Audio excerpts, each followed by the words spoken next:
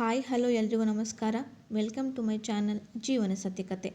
ನಾನಿವತ್ತು ನಿಮಗೆ ತಿಳಿಸ್ಕೊಡ್ಬೇಕು ಅಂದ್ಕೊಂಡಿರೋ ವಿಷಯ ಯಾವುದಪ್ಪ ಅಂದರೆ, ನಮ್ಮ ಮನೆಯ ಮುಖ್ಯ ದ್ವಾರದಲ್ಲಿ ಈ 5 ವಸ್ತುಗಳನ್ನು ಇಡಬೇಡಿ. ಈ 5 ವಸ್ತುಗಳನ್ನು ಇಟ್ಟರೆ ನಿಮ್ಮ ಬೆಳವಣಿಗೆ ಮೇಲೆ ಪರಿಣಾಮ ಬೀರಬಹುದು. ಹಾಗಿದ್ದರೆ ಆ 5 ವಸ್ತುಗಳು ಯಾವುವು ಅಂತ ತಿಳಿಯೋಣ ಬನ್ನಿ.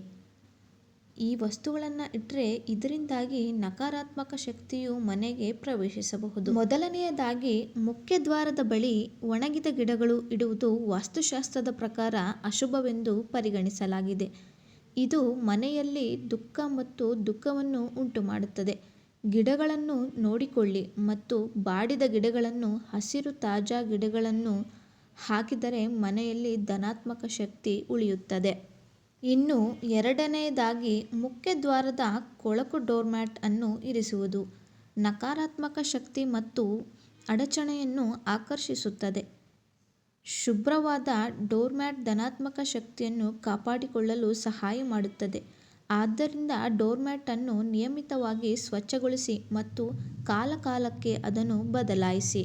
ಇನ್ನು ಮೂರನೇ ವಸ್ತು ಯಾವುದಪ್ಪ ಅಂದರೆ, ವಾಸ್ತುಶಾಸ್ತ್ರದ ಪ್ರಕಾರ ಮುಖ್ಯ ದ್ವಾರದ ಬಳಿ ತೆರೆದ ಛತ್ರಿಗಳನ್ನು ಇಡಬಾರ್ದು. ಇಡೋದ್ರಿಂದ ಜೀವನದಲ್ಲಿ ತೊಂದರೆಗಳು ಮತ್ತು ತೊಂದರೆಗಳನ್ನು ಆಹ್ವಾನಿಸುತ್ತದೆ. ಛತ್ರಿಯನ್ನು ಬಾಲ್ಕನಿಯಲ್ಲಿ ಅಥವಾ ಇತರ ತೆರೆದ ಸ್ಥಳಗಳಲ್ಲಿ ಒಣಗಿಸಲು ಇಡುವುದು ಉತ್ತಮ.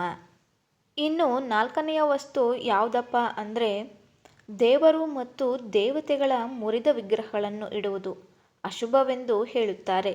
ಇಂತಹ ವಿಗ್ರಹಗಳು ಮನೆಯಲ್ಲಿ ದುರದೃಷ್ಟವನ್ನು ತರಬಹುದು. ಹೀಗೆ ಮಾಡುವುದರಿಂದ ದೇವರ ಆಶೀರ್ವಾದ ಕೂಡ ಸಿಗೋದಿಲ್ಲ. ಐದನೇ ವಸ್ತು ಯಾವುದಪ್ಪ ಅಂತಂದರೆ, ಮುಖ್ಯ ದ್ವಾರದ ಬಳಿ ಖಾಲಿ ಪಾತ್ರೆಗಳನ್ನು ಇಡಬಾರ್ದು.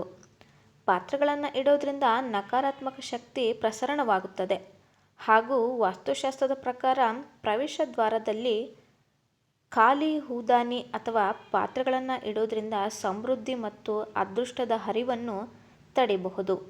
ಹಾಗೂ ಪಾತ್ರೆಗಳನ್ನು ಮುಗುಚ್ ಹಾಕಬೇಡಿ. ಇದು ಕೂಡ ನಿಮಗೆ ಅದೃಷ್ಟ ಬರೋದನ್ನು ತಪ್ಪಿಸುತ್ತದೆ. ನೋಡಿದ್ರಲ್ಲ ಸ್ನೇಹಿತರೆ, ಇದಾಗಿತ್ತು ಇವತ್ತಿನ ವಿಡಿಯೋ. ಈ ವಿಡಿಯೋ ನಿಮಗೆ ಇಷ್ಟ ಆದರೆ ಒಂದು ಲೈಕ್ ಮಾಡಿ ಹಾಗೂ ಮತ್ತಷ್ಟು ಜನರಿಗೆ ಶೇರ್ ಮಾಡಿ. ನಮ್ಮ ಚಾನಲ್ನ ಇನ್ನೂ ಸಬ್ಸ್ಕ್ರೈಬ್ ಮಾಡ್ಕೊಂಡಿಲ್ಲ ಅಂದರೆ ಈಗಲೇ ಸಬ್ಸ್ಕ್ರೈಬ್ ಮಾಡ್ಕೊಳ್ಳಿ. Thanks for watching.